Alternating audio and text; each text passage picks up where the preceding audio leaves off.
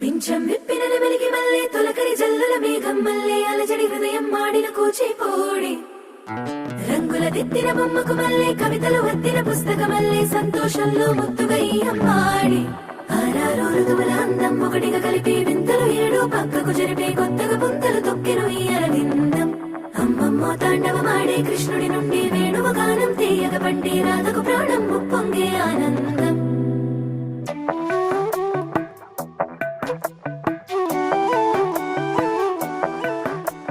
మధురము కదా ప్రతొక నడక నీతో కలిసేలా తరగని కథ మనదే కనుక మనసు మురిసినిలా ఉసురేమో